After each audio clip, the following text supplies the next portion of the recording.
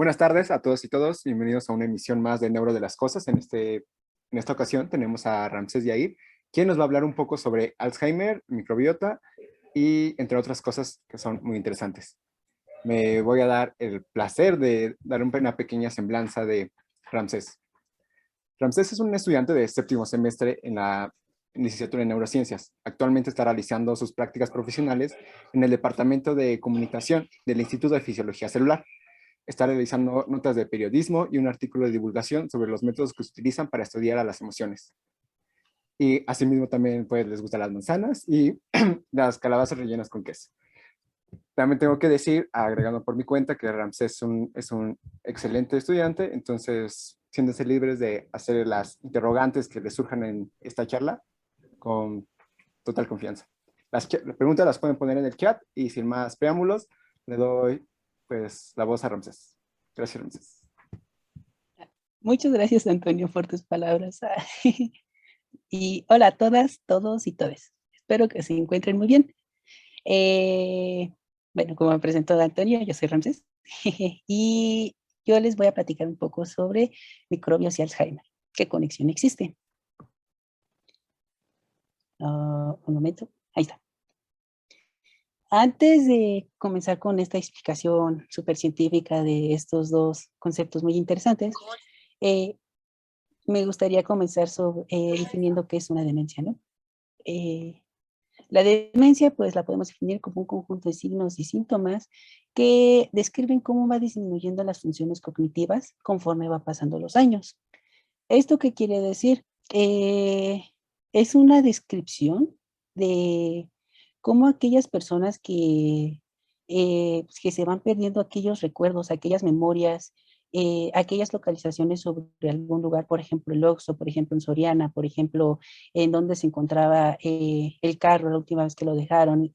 Estas personas van olvidando estos recuerdos, así como ya no pueden formar o realizar aquellos razonamientos súper complejos que antes los podían caracterizar como aquellas personas filósofas entre sus grupos de amigos o aquellas personas súper políticas que decían grandes discursos entre sus grupos de familiares y amigos, pues también van perdiendo esta capacidad, ¿no? E incluso ya pueden estar perdiendo esta facilidad de poder comunicarse con los demás. Y esto se vuelve un gran problema, puesto que estas personas que tienen demencia, pues prácticamente como que se van aislando, justamente ya no van teniendo estas interacciones con las demás personas, incluso con sus amigos, con sus familias, con su pareja, con sus hijos,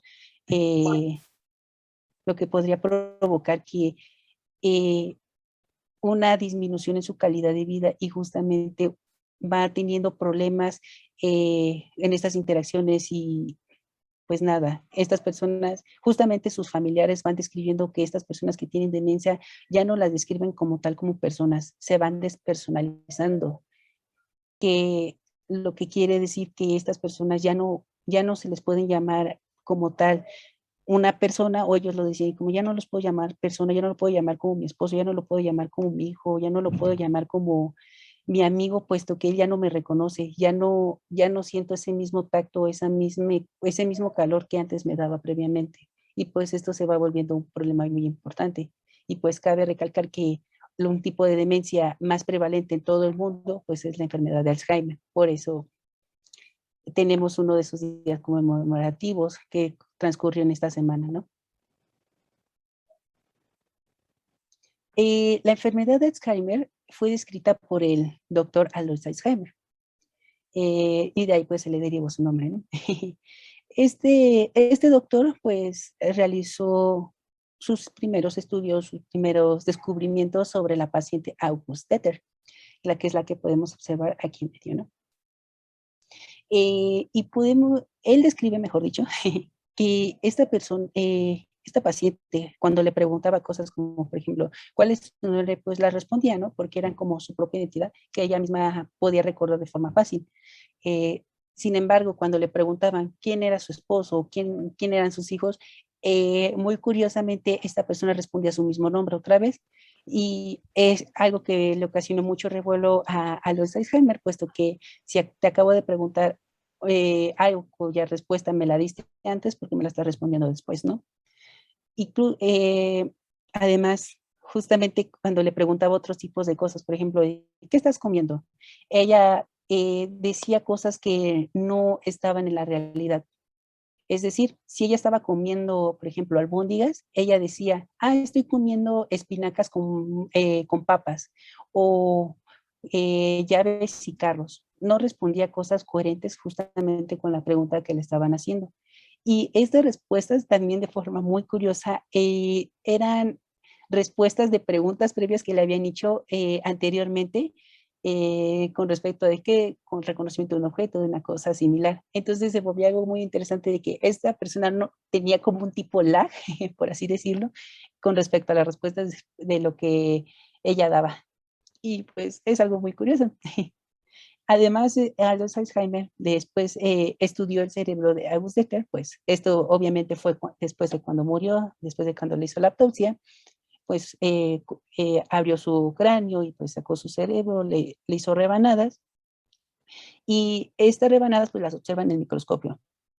Y Aldous Alzheimer describe que existían tipos de grumos justamente afuera de las células, tipo grumos que él no sabía qué eran. Y eran así como esas sustancias que como nosotros vemos cuando vemos el arroz con leche, algo muy similar a esos grumos, él los describía.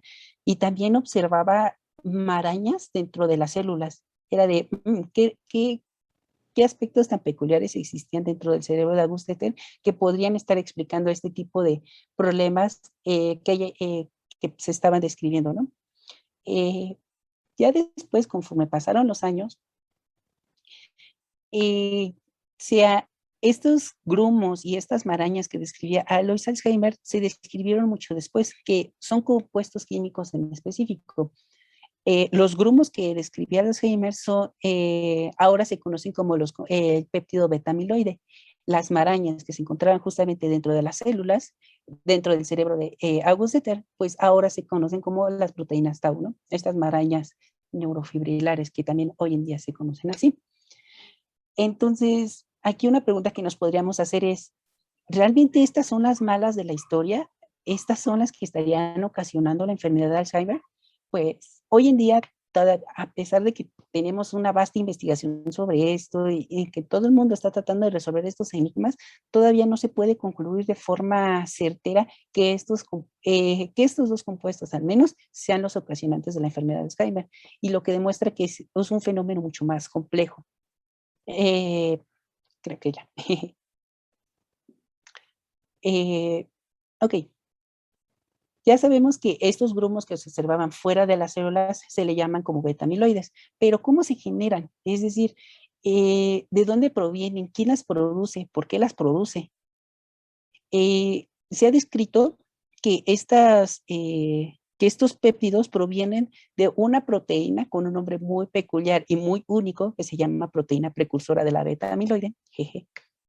Que en este caso, en esta imagen que yo les presento, que pues la fuente es de Chen y colaboradores en 2017, la representan como un palo, ¿no? Pero hay que recordar que una proteína no es un palito, es una estructura muy súper compleja y muy súper chiquita que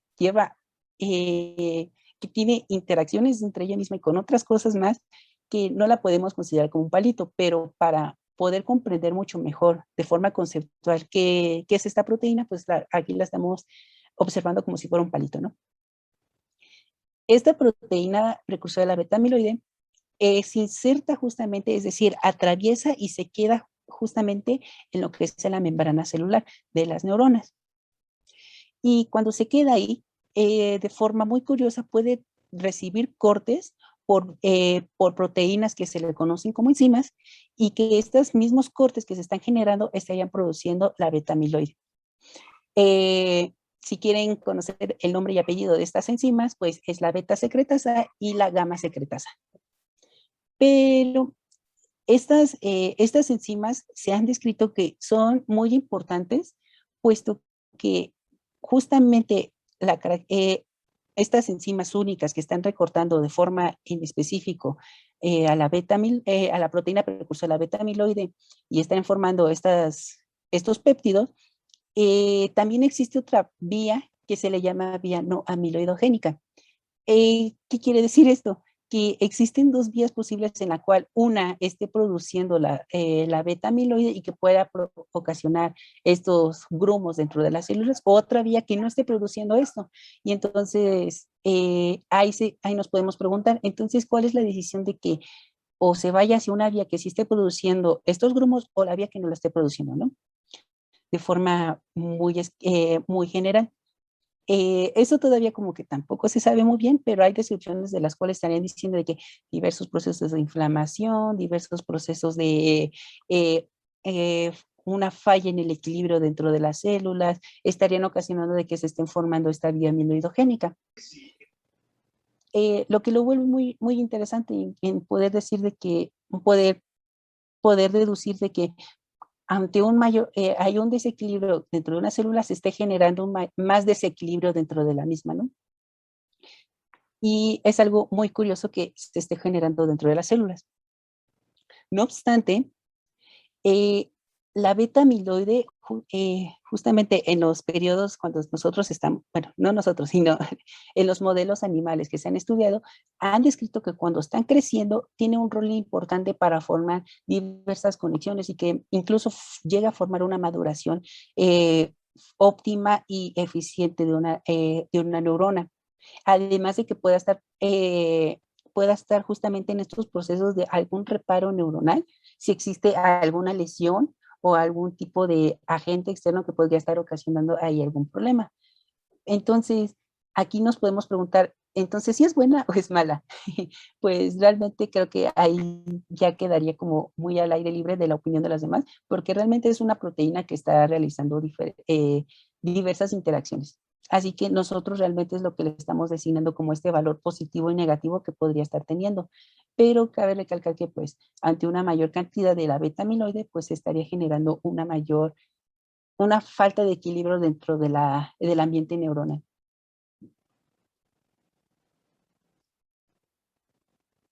Ok, ya sabemos cómo se corta la beta amiloide, ya sabemos de dónde proviene y ya sabemos de qué proteína está viniendo, ¿no? Con su nombre único y formidable.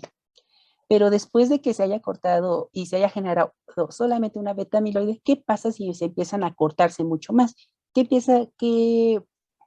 estaría sucediendo si empieza a haber una mayor acumulación de la beta amiloide justamente en la parte extracelular, en la parte de afuera de una célula?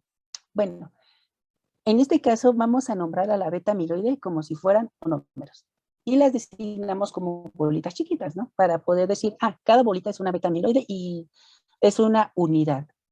¿Qué pasaría cuando se empiezan a acumular estos monómeros? Pues como podemos observar aquí, empiezan a agruparse justamente y se empiezan a conglomerar y empiezan a formar estructuras muy únicas, aunque sean muy chiquitas, pero que son únicas, que se les denominan como oligómeros.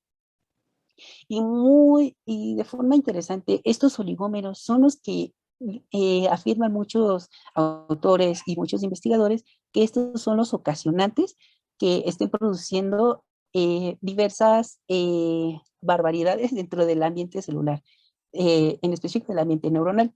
¿Por qué? Porque tienen amplias interacciones con muchas proteínas, con muchas reacciones químicas y con una infinitos procesos, mejor dicho, que estarían de una cierta manera alterando su equilibrio y que podrían estar ocasionando que esta falta de equilibrio pueda desencadenar a diversos procesos que estén afectando a las células. Sin embargo, los oligómeros, si se empiezan a acumular muchos oligómeros dentro de la parte extracelular, lo que se empieza a observar es de que empiezan a formar estructuras en forma de anillo que se le conocen como paranúcleos, o bien que éstas empiecen a formar una delante de la otra y se empiecen a llamar una estructura llamada protofibrillas. Y además, estas protofibrillas, si se empiezan a acumular, empezarían a juntarse entre ellas mismas y podían formar fibrillas maduras. Y algo que me gustaría recalcarles mucho es de que vean la magnitud de cómo un tamaño tan chiquitito que aquí estamos designando como monómeros, empiecen acumularse y a hacerse mucho más grande de tal forma que se empiezan a formar estas fibrillas maduras y las podemos observar nosotros en un microscopio. Para que vean el tamaño, es como decir que nosotros se estarían acumulando estructuras muy chiquititas del tamaño de nanómetros, es decir, de aproximadamente dividir a un pelito de cabello 60,000 veces, que se estén acumulando y se estén formando como una pequeña parte de un cabello justamente. O sea, ¿cuántas unidades se tienen que estar formando para que nosotros los podamos observar en un microscopio? Sí, son bastantes. Eso es algo que me gustaría recalcarles mucho, que es muy impactante la cantidad de beta amiloide que se estaría formando y que incluso estas estructuras tan chiquitas las podamos nosotros observar y que sean del tamaño casi comparable con el de una célula. O sea, es muy impactante. Y describiendo un poco más a profundidad, pero no tanto, sobre los efectos que tiene la beta amiloide, en específico de los oligómeros, con todas estas proteínas que les mencionaba, pues fíjense, prácticamente interactúa con infinidad de cosas, extrema. No me gustaría explicarles todas estas proteínas porque pues una no las tengo preparadas para darles una buena presentación sobre cada una de estas proteínas, y dos porque estas proteínas como que las estuvimos viendo junto con mis compañeros de igual de la carrera durante 3 años, y poder explicarlos estos en 5 minutos pues está muy complicado, ¿no? Pero lo que quiero que se lleven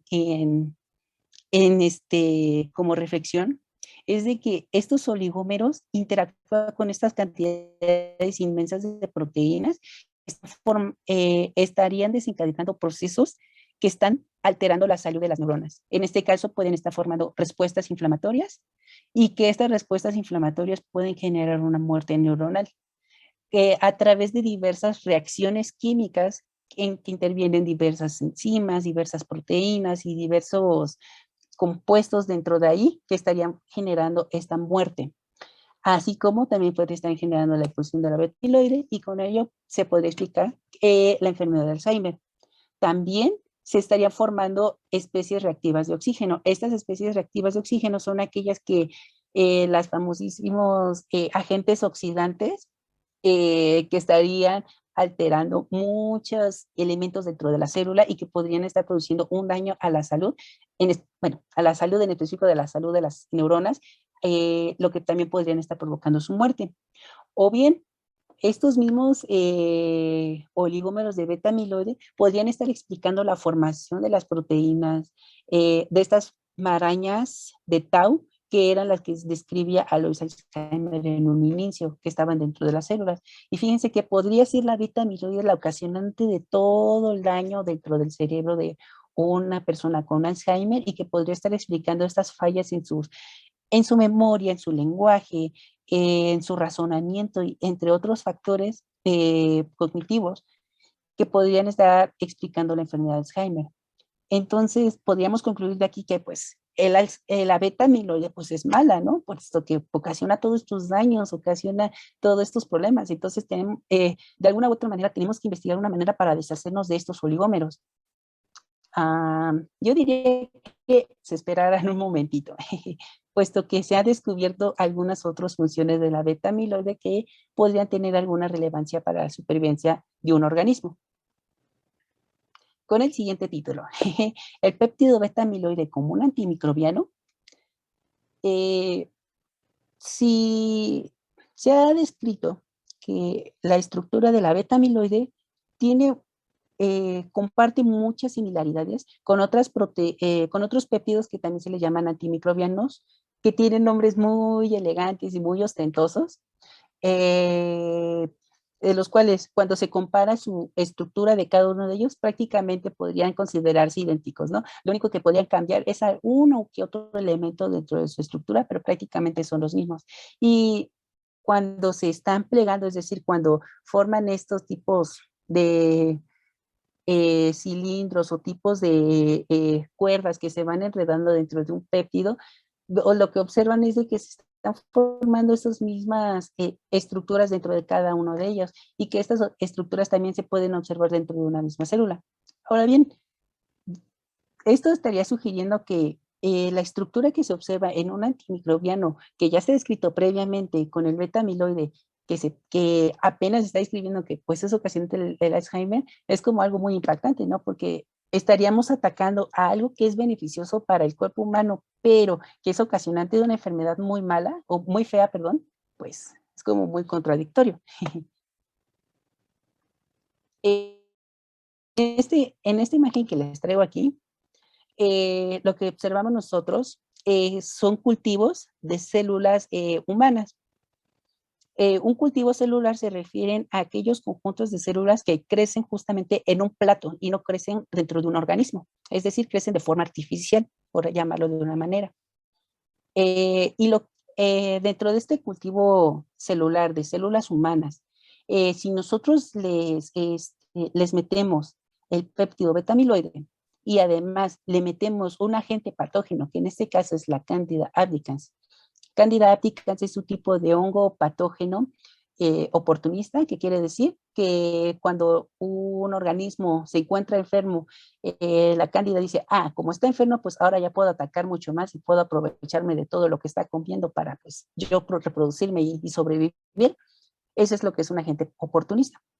Si nosotros incluimos a la beta-amiloide y a la Candida albicans dentro de este mismo plato, lo que podemos observar es de que existe una disminución, en este caso beta-amiloide con cándicas, en comparación de solamente la Candida albicans con el cultivo celular. Y es como, wow, es impactante, puesto que la beta-amiloide, con meterla, estaría ocasionando una disminución de la cantidad de patógenos que están dentro de ahí. Y lo podemos observar de forma muy, muy, muy ilustrativa en esta imagen, ¿no? La fuente es del investigador Vijaya y colaboradores. Pero no solamente en cultivos celulares se observa esto, también se observa en el famosísimo gusano elegans. Este gusanito que mide 2 milímetros y que prácticamente es muy inofensivo y es muy lindo. Si nosotros agregamos de igual manera a la Candida albicans y a la beta-amiloide, pero en este caso al intestino, sí, un intestino muy chiquitito, pero lo tiene, lo agregamos en su intestino, podemos observar en estas imágenes que están separadas, si nosotros las juntamos, que de alguna u otra manera estas imágenes se están sobrelapando. ¿Y esto qué quiere decir? Puede decir muchas cosas, entre ellas que podría existir una interacción física, es decir, estaría de alguna u otra manera la beta-amiloide atacando a la Candida albicans de tal forma que pueda matarlas de alguna u otra manera, ¿no? Esto es lo que estaría sugiriendo esta imagen. Y no solamente se ha visto en el gusano de C. elegans, sino que también se ha observado en ratones, y no en cualquier tipo de ratón, en ratones que son modelos de la enfermedad de Alzheimer, ¿no? Que tienen el nombre de 5X FeAD. Aquí podemos observar, ahora ya no lo estamos viendo en su intestino, lo estamos creo viendo en el cerebro, y lo que estamos, el hongo Candida albicans, si no es la bacteria salmonella.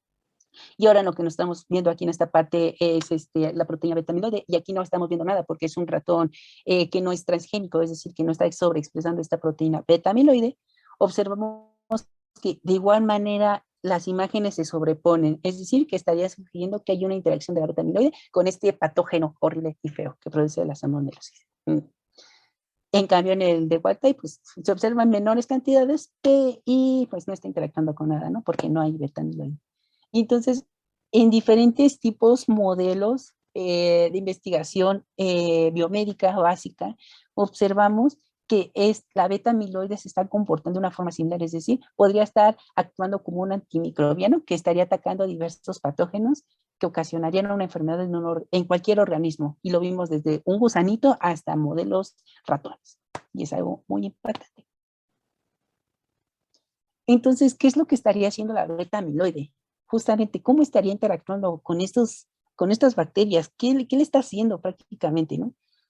Pues lo que se sugiere es de que los oligómeros de beta-amiloide, justamente estos oligómeros que están interactuando con la cantidad de proteínas que les mostraba en esa imagen muy chonchota y muy compleja, está interactuando justamente con la pared del patógeno, lo está rodeando, y esto permite, bueno, no le permite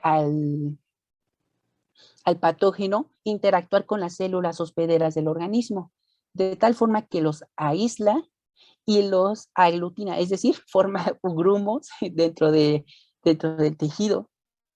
Y cuando se forman estas aglutinaciones, estarían destruyendo su pared celular. De esta manera, matan a lo que es al patógeno. En este caso, pues lo que muestran en esta imagen de Moerlat y Tansi es este patógeno, son células de Cándida, ¿no? Y cómo se van juntando y dentro de esta conglomeración estarían destruyendo justamente ahí sus membranas celulares. De esta forma, pues estarían matando al bicho. Está muy interesante esta parte, realmente. Ok, ya, ya les acabo de escribir. Espero que todavía no les convenza a muchos que la beta amiloide sí es un antimicrobiano, porque esto se ha visto en modelos animales, pero esto, poder extrapolarlo a humanos, pues es muy complejo y creo que no sería muy científico de nosotros poder afirmar de forma certera que esto también ocurre en humanos, pero podría sugerirlo. Me gustaría que fueran más escépticos, y para quitarles un poco esta parte escéptica, si todavía la tienen, es de que ahora estudiando a pacientes que tienen Alzheimer, estudiándole justamente a que el historial de infecciones que tuvieran en toda su trayectoria de vida, vieron cuántas infecciones tienen estas personas de Alzheimer en comparación con personas que están sanas. Lo que podemos observar aquí, bueno, antes de explicarles las gráficas, para poder medir este historial de infecciones, lo realizan a través de la medición de anticuerpos. Y cabe recalcar que los anticuerpos son tipos de proteínas que reconocen antígenos, es decir, a cualquier sustancia que sea mm, que no sea propio de un organismo. Estos anticuerpos reconocen a estos compuestos extraños, raros, únicos, que no forman parte de un organismo, los reconocen, y estos anticuerpos son los que también mandan la señal para todo el sistema inmune a atacar estos agentes que son extraños, ¿no? Y de esta manera, con la medición de estos anticuerpos, nosotros podemos medir el historial de infecciones que tuvo una persona previa. En este caso, lo que podemos ver en la gráfica de la parte A es la cantidad de anticuerpos que tiene una persona con Alzheimer en comparación de una persona que es sana. Y lo que observamos es de que justamente aquí donde se muestra de 0 a 2 anticuerpos, la mayoría de personas que son sanas, pues caen en este rango, podría considerarse, la mitad aproximadamente. Y las personas que tienen Alzheimer, pues son muy poquitas que tienen pocas infecciones, ¿no? En cambio, si nosotros aumentamos, observamos que hay mayores cantidades de anticuerpos, pues es menos probable que esto se observe en personas sanas. Y es mucho más probable que nosotros los podamos observar en personas que tienen Alzheimer. Y es de wow, o sea, las personas de Alzheimer, estaría sugiriendo esta figura que las personas que tienen Alzheimer tienen un historial de mayor cantidad de infecciones previamente, y es de wow, o sea, es impactante. Ahora bien, ¿qué tipo de infecciones son las que se presentan más? ¿Infecciones virales o infecciones bacterianas? Bueno, en la gráfica B, observamos en este caso la identificación de infecciones virales, y observamos que efectivamente las personas que tienen Alzheimer pues presentan una mayor cantidad, aunque también, pero no hay que ser tan concluyentes, puesto que también personas sanas, pues hay una mayor cantidad también de personas sanas, ¿no? Pero a pesar de eso, las personas de Alzheimer tienen una mayor cantidad de infecciones virales, ¿no? Y justamente si nosotros preguntamos las infecciones bacterianas que han tenido previamente una persona con Alzheimer, pues observamos que prácticamente aumenta, tiene una mayor cantidad de infecciones que en comparación de las personas que son sanas. Pero pues si tienen una infección, pues pueden ser muy comparables y lo demás. Es decir, con esta imagen podemos observar que las personas que tienen la enfermedad de Alzheimer tienen una cantidad de anticuerpos que identifican a bichos específicos que pueden provocar una enfermedad, en comparación de las personas que tienen, bueno, que son sanas y que no presentan esta enfermedad de Alzheimer. Y algo muy interesante es que justamente este estudio que realizó Bowie y colaboradores en el 2014 es el primer estudio que demuestra que podría existir una relación entre la cantidad de infecciones que tuvo una persona previa y la posibilidad de que pueda presentar una enfermedad de demencia. En este caso, la enfermedad de Alzheimer. Wow. Entonces, ¿cuál es la posible conexión que podría existir entre el Alzheimer y las infecciones? En esta imagen que la tomé prestada por Sochosca y colaboradores que la hicieron en el 2019, ellos sugieren que cuando existe una infección periférica, esta infección periférica podría estar entrando justamente al sistema nervioso y podría estar activando a las células de la microglía. Las células de la microglía se les denomina las células del sistema inmune del sistema nervioso central. ¿Por qué? Porque tiene esta capacidad, tiene una similitud con, con un tipo de células que se denominan macrófagos.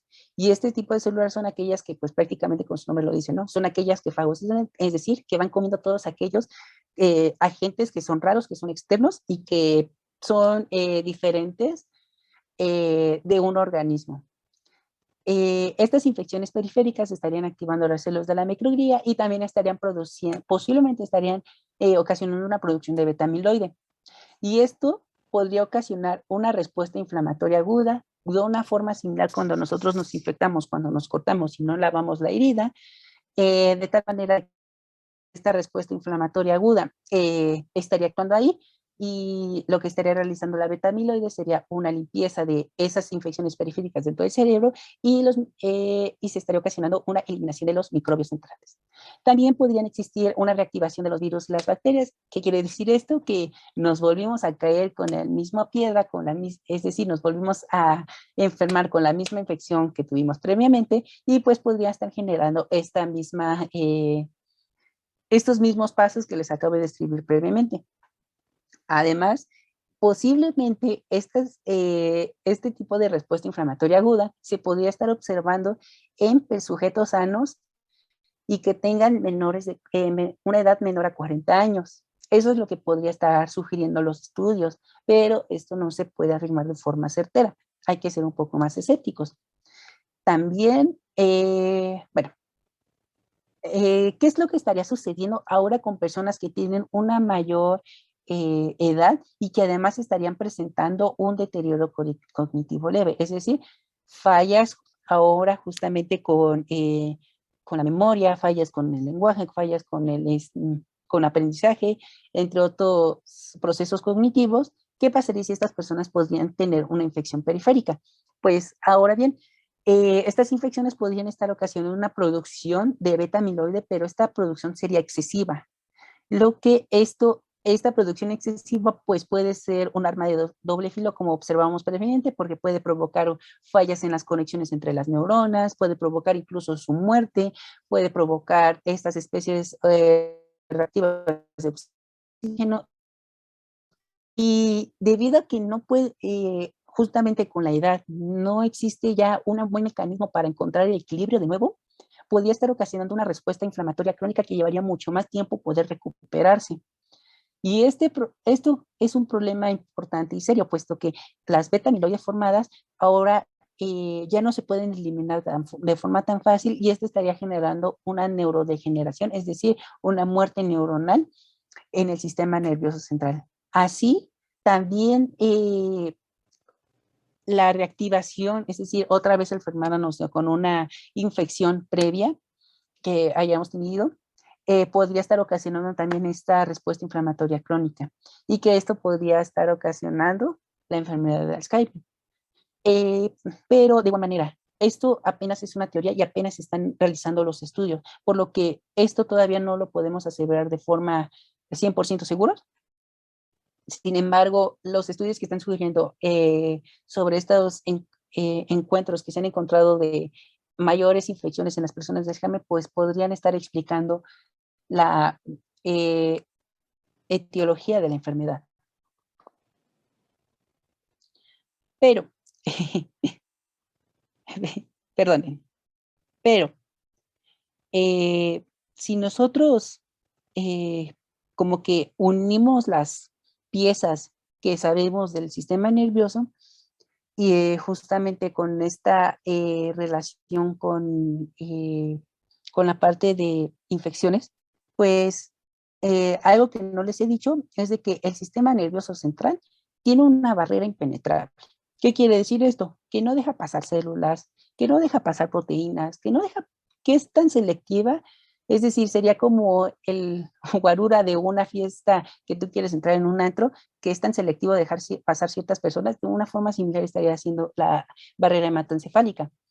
De modo que dejaría pasar solamente aquellos elementos que proporcionan alimentos y que proporcionan aminoácidos, que proporcionan glucosa y que proporcionan demás elementos que no estarían dejando pasar a muchas cosas.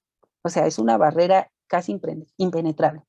Sin embargo, si es así y si es una barrera impenetrable que no deja pasar ningún tipo de célula, ¿por qué existe la microglía dentro del sistema nervioso? O sea, esta barrera pues nos estaría dando la confianza de que no debería de pasar ningún patógeno, ¿no? Entonces, ¿por qué está dentro de ahí la microglía? ¿Por qué está ahí? Pues no se sabe todavía. Y es una paradoja que pues se las pongo ahí porque es una pregunta que yo me hice y que está muy interesante, ¿no? ¿Cómo la existencia de una barrera casi impenetrable exista una célula del sistema inmune que ataque a agentes que son patógenos y que son extraños para el sistema nervioso central? ¿Por qué existe más guaridas dentro de ahí, no? ¿Quién sabe? Sin embargo, la microglía se ha observado que tiene la capacidad de eh, poder eliminar aquellos desechos que se han provocado con las placas amiloideas y podría ser una de sus funciones, ¿no? De poder observar que los desechos que hayan generado algunos tipos de neuronas sean eliminados a partir de este tipo de células y de esta manera pues se esté de alguna forma teniendo este equilibrio dentro del sistema nervioso. Pero en modelos animales de Alzheimer, que los traigo aquí con una imagen del artículo de Wen y colaboradores del 2019, han observado que justamente conforme van pasando los años, la actividad de la microglía va aumentando.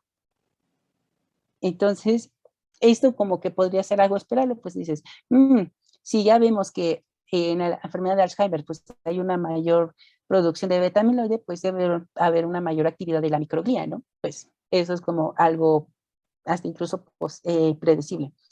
Pero hay diferentes tipos de microglía dentro del sistema nervioso y eh, que se le denominan como M1 y M2. La M1 también se le conoce como microglía inflamatoria, proinflamatoria, y la M2 como microglía antiinflamatoria, ¿no? Y de esta manera lo que podemos observar que la mayor actividad, o bueno, que la actividad de las células que van transcurriendo conforme van pasando los años, pues es de aquella proinflamatoria, es decir, que aquella que produce una mayor inflamación. Y las que son antiinflamatorias, pues van disminuyendo. Entonces, pues ahí estaría pudiendo ser un link entre procesos inflamatorios con la microglía y con el sistema nervioso. Pero no solamente está la microglía dentro del cerebro, sino también está diferentes, diferentes células del sistema inmune que son periféricas y como su nombre lo dice, que son células, pues no deberían de tener la capacidad de poder pasar de esta barrera que les mente. Pero dentro de estos ratoncitos transgénicos sí se observan estas células. Y muy curiosamente, la mayor cantidad de células que están penetrando al sistema nervioso central son aquellas que son proinflamatorias, es decir, las que desencadenan mucho mayores cantidades de respuestas inflamatorias. En cambio, las antiinflamatorias pues van disminuyendo conforme van transcurriendo los años. Es decir, en el cerebro de los ratones modelo de Alzheimer están presentando una inflamación súper enorme dentro del cerebro y que estaría contribuyendo de alguna forma a que esté realizando alguna degeneración neuronal y una pérdida entre las conexiones de las neuronas. y que incluso esta barrera hematocefálica estaría de alguna forma siendo alterada para poder dejar pasar este tipo de células. Bueno, ahora venimos con algo también muy interesante. Ok, ya vimos qué es lo que pasa dentro de infecciones, pero ¿qué es lo que pasaría justamente con células, con estos microbios que nosotros tenemos de forma casi inherente? Que es lo que nosotros llamamos como microbioma. Y en este caso yo les traigo estudios sobre cambios en el microbioma que se encuentran en el tracto gastrointestinal de personas con Alzheimer y de personas que son sanas. Podemos observar en esta figura que la diversidad que existe de este microbioma intestinal, es decir, la cantidad de bacterias, virus, hongos y otros más bichos que se encuentran justamente en este microbioma, es mucho menor en comparación a un grupo control. ¿Esto qué quiere decir? Que hay menos especies dentro de bacterias, dentro de microbios que existen en el microbioma de una persona con Alzheimer. Cabe recalcar que estos estudios ahora sí son en personas, es decir, son en pacientes que sí tienen diagnosticada enfermedad de Alzheimer en comparación con personas humanas.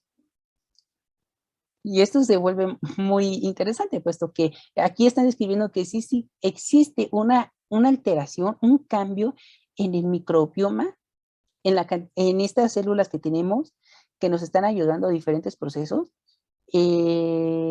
Existe este cambio y este cambio sí es significativo y sí es muy, sí difiere de lo que una persona que es sana y que tiene una edad similar estaría presentando. Ahora bien, entonces, ¿cuál es la diferencia entre este tipo de especies bacterianas dentro de un grupo control y un grupo con Alzheimer? Bueno, estas personas encontraron que aquellos filum que difieren mucho más entre las personas que están enfermas con comparación con el grupo control, pues encontraron que este tipo de filum, que es la firmicutta, los bacteroidetes, las actinobacterias, cambian, siendo una mayor proporción el filum bacteroidetes. Ok, ¿qué significa esto? ¿Qué son estos filum? Bueno, ok, las bacterias. En el caso de las firmicutas son las que se presentan en una mayor cantidad, creo que es mayor al 50%, es decir, componen mayor del 50% del microbioma de un sujeto. Y las firmicutas, un ejemplo muy significativo que pueden encontrar, no sé si sea el de mayor prevalencia dentro del microbioma, pero este ejemplo que les traigo es un tipo de bacteria que nosotros podemos comer, es decir, y lo podemos producir a través del yogur, que es el Lactobacillus bulgaricus. Pues prácticamente con nuestras abuelitas que nos producen el yogur búlgaro o la leche búlgara, o que incluso pues se utilizan para hacerse mascarillas o cosas parecidas, o que incluso inclusivamente la podemos comprar, pues estamos comprando bacterias en específico para producir esto, pues, y que además nosotros la ingerimos de forma normal y que nos sabe muy rico, pues, es algo como muy curioso de que nosotros lo estemos consumiendo y que forme parte de nuestro microbioma, es decir, que residan de nuestro cuerpo y vivan de forma libre, gratuita y que nos estén ayudando en diferentes procesos biológicos. Las bacteroidetes. Un ejemplo que yo les traigo es el Bacteroides fragilis, y este tipo de bacteria en específico es un agente oportunista, como la Candida albicans, que les había mencionado previamente. Este agente oportunista, cuando observa que existen bajos niveles del sistema inmune, o es decir, se encuentra poco activo, o incluso la persona se encuentra enferma, pues dice, de aquí yo soy, y empiezo a atacar para poder ganar más comida, más alimento, para que pueda sobrevivir mejor, ¿no? Y esta pues produce infecciones más que nada peritoneales y gastrointestinales. Y es muy curioso de que esta bacteria es la que se esté presentando en una mayor cantidad en las personas de Alzheimer con las personas con Crohn, ¿no? Muy interesante. Ahí como para que lo tengan, como que tengan ese chequeo mental. Ya por último, las actinobacterias, un ejemplo que yo les traigo es la que se llama Bifidobacterium animalis. ¿Esta qué onda? ¿Qué hace? Pues esta bacteria prácticamente la comemos en casi todo. O sea, la encontramos, se puede encontrar incluso en alimentos que son, pues, por lo general son los que afirman que no tienen un tipo de bacterias, pero pues tienen esta bacteria. ¿Y es algo mala? ¿Te hace algo mal? Pues no realmente. O sea, se ha observado que esta bacteria pues no te produce ningún tipo de alteración ni de nada parecido y pues tú la puedes consumir de cualquier forma. Es decir, una tranquilita que no te hace nada y que se encuentra en mayor proporción. Así que los tipos de bacterias que nosotros encontramos dentro de nuestro microbioma y dentro del microbioma del Alzheimer, pues se encuentran presentes este tipo de bacterias.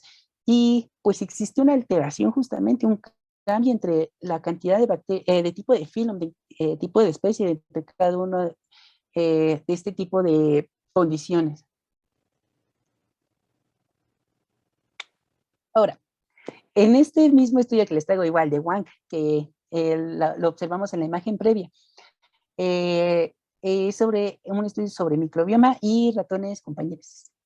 ¿Qué pasa si nosotros ponemos a un ratón que es sano, que realmente no tiene ninguna alteración, lo ponemos a convivir con un ratón que es modelo de la enfermedad de Alzheimer? ¿Qué es lo que estaría sucediendo en su microbioma? Bueno, esta pregunta se le hicieron Wang y colaboradores y lo que observan es de que el ratoncito que estaba conviviendo justamente con estos ratones con Alzheimer, pues tienen una alteración en su microbioma y lo podemos observar en los colores que se están mostrando.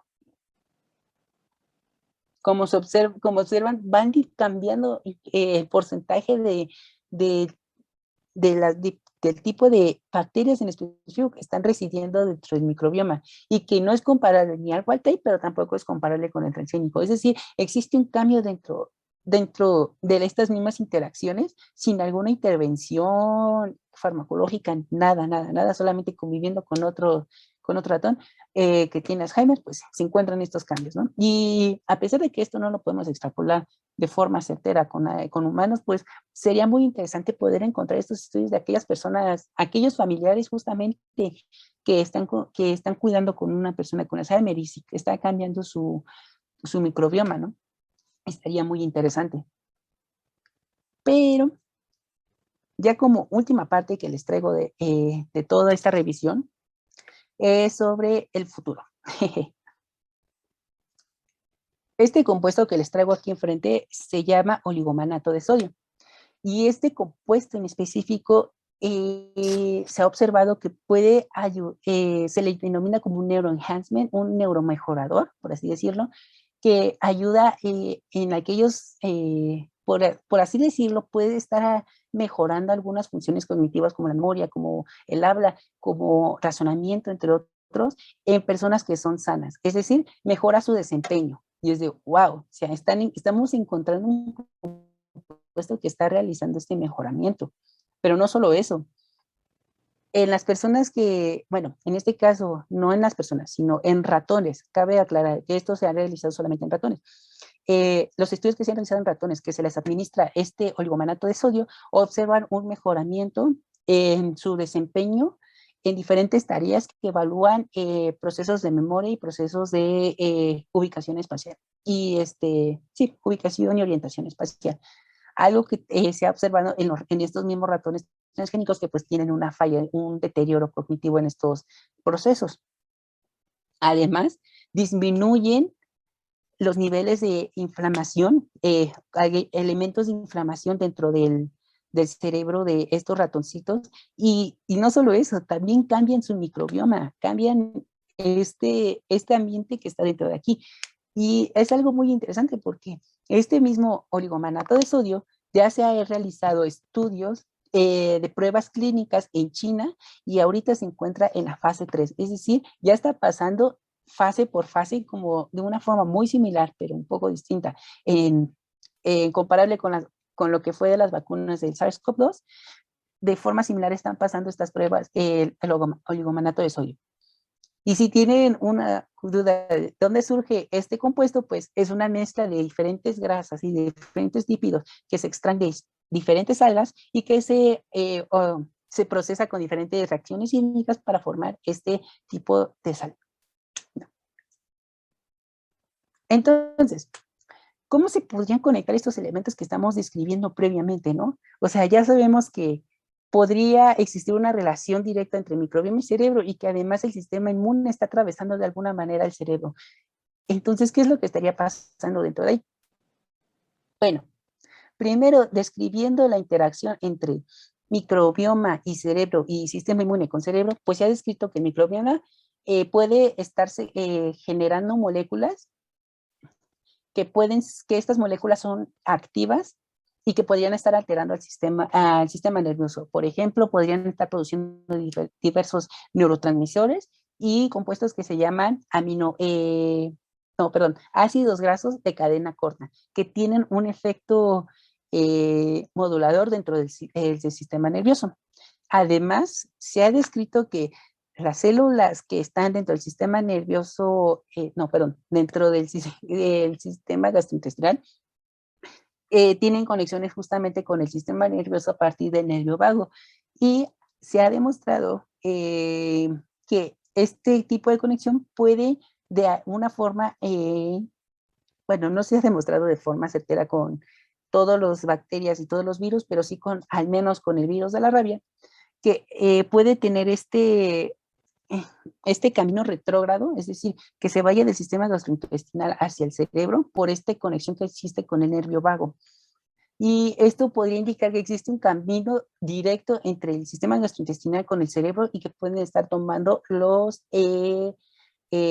diferentes elementos del microbioma. Pero no se ha comprobado de forma sincera con todos los microbios, con todos los virus, solamente con el virus de la rabia. Cabe recalcar eso. Además, esto podría ser como la interacción entre el microbioma con el sistema nervioso.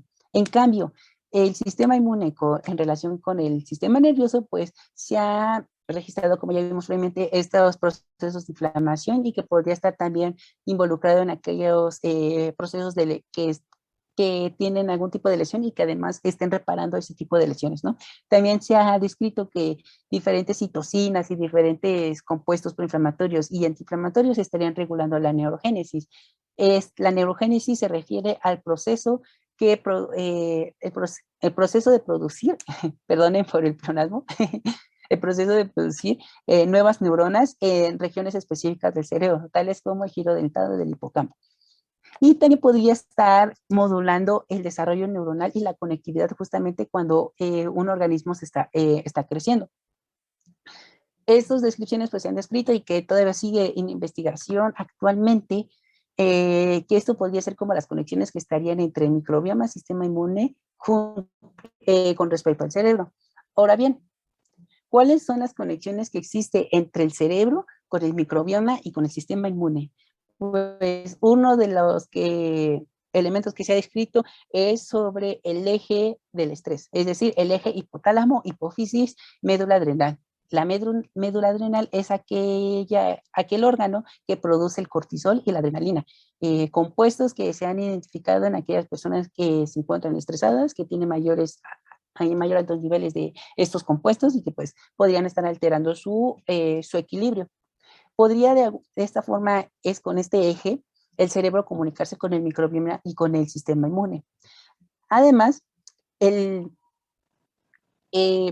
justamente el microbioma puede interactuar con el sistema inmune a partir de las moléculas que producen como diferentes aminoácidos, entre otros elementos, y que además tiene un impacto en el desarrollo de las vías inmunes, como en el crecimiento de aquellos infantes que apenas están adquiriendo su microbioma, pues estarían reforzando de alguna cierta manera que no se sabe muy bien actualmente cómo estaría funcionando su sistema inmune.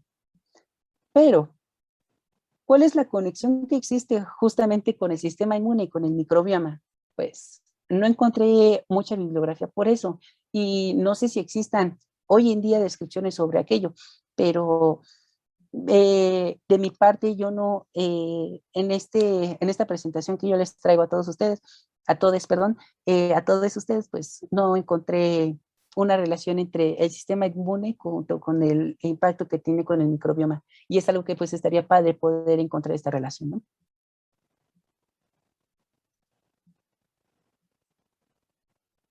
Ya para terminar esta presentación y no se vuelva muy larga, a pesar de que de la información que yo les traje previamente es muy interesante, pues esto tiene un impacto muy importante en todo el mundo, ¿no? La prevalencia de las demencias. En el 2015 se ha descrito que 47 millones de personas se han registrado que tienen algún padecimiento relacionado con una demencia. Y para el 2050 se estima que habrá 130 millones de personas con demencia, es decir, más del doble que lo que se registró en el 2015. Y esto tiene un impacto económico muy importante, puesto que los gastos que ascienden son enormes. Como podemos observar que doblarse la cantidad de personas para el 2050, existen, existe esta mayor prevalencia de las demencias, pues indica que las personas que tengan que cuidar justamente a sus seres queridos que tienen algún tipo de demencia, se vuelve mucho más complicado. Además, hay que aunarlo con estos cambios que van a existir dentro del sistema de salud para poder atender justamente a estas personas que tienen este tipo de problemas, lo que lo vuelve un factor muy determinante, muy importante para poder proveer en un futuro cómo se va a distribuir la economía, ¿no? Justamente en este factor de salud, en específico mental.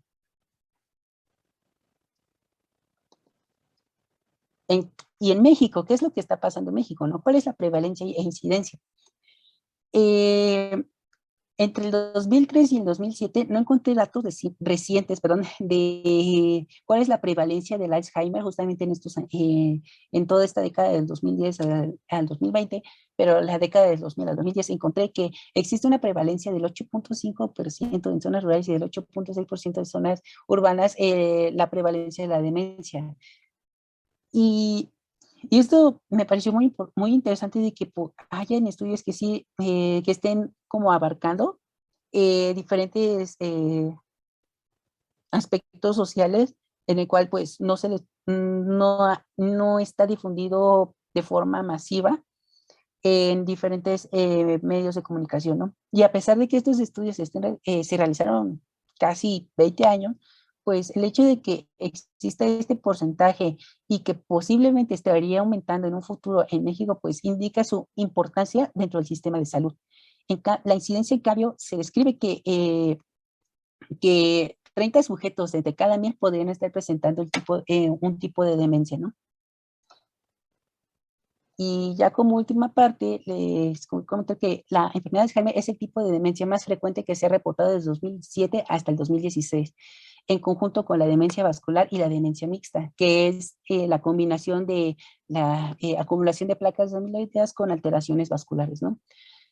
Por lo que el hecho de que existe un Día Mundial de Alzheimer y que remarque la importancia de este tipo de demencia muy prevalente en todo el mundo y de que estén afectando a diversas personas y que incluso estén afectando inclusive su percepción como humanos, como personas, y que se vaya perdiendo conforme vayan pasando los años, creo que las investigaciones que están haciendo ahorita y poder conectar estas ideas innovadoras e incluso presentar los nuevos tratamientos y fármacos que se podrían administrar a estas personas para mejorar su calidad de vida y no solamente afectar poder ayudar a las personas que presenten esta enfermedad, sino también a aquellas personas que lo tengan que cuidar y que tengan que de alguna manera poder apartar sus planes a futuros para cuidar a su ser querido, creo que tiene una gran relevancia en todos los aspectos económico, político, social,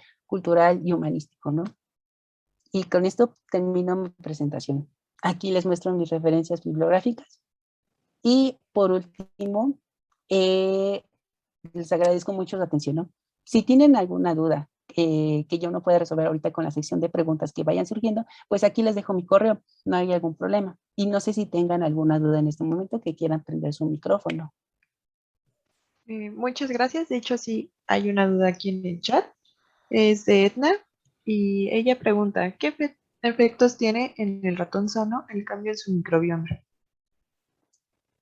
Buena pregunta. realmente cuando estuve revisando en el artículo, no mencionan mucho sobre el cambio que tiene el microbioma en el ratoncito que convivió con este otro ratoncito con Alzheimer, pero posiblemente pudo haber tenido cambios en su procesamiento de su metabolismo, pero no te lo puedo asegurar de forma certera.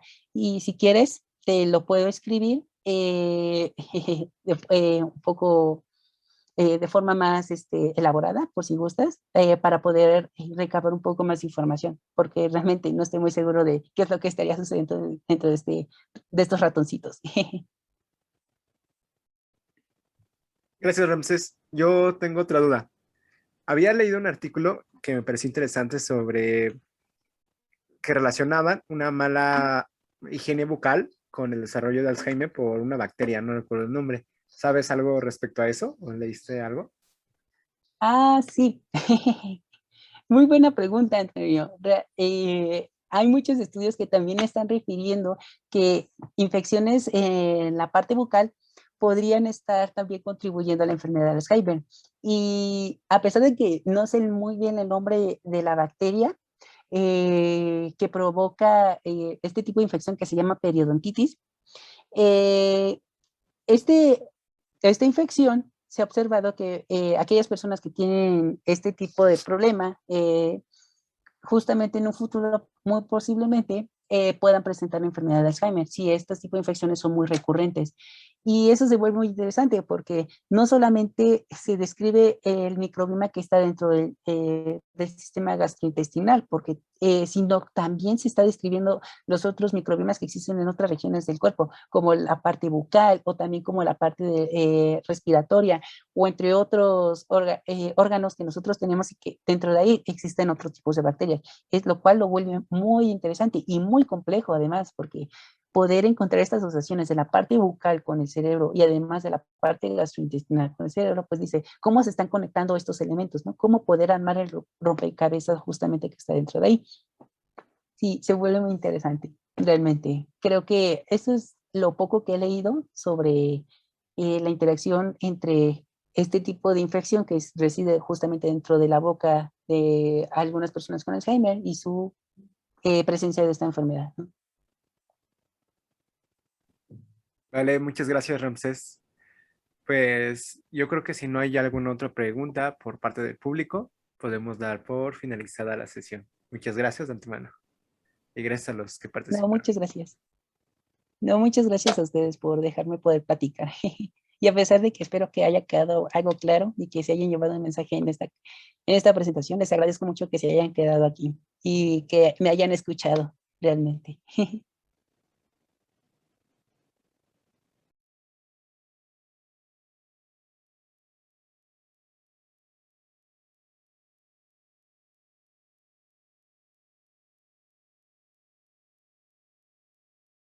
Pues solo para que lo sepas, Ramses, te felicitar por la plática, muy padre, y pues te agradezco mucho el que nos hayas podido compartir un poquito de esto.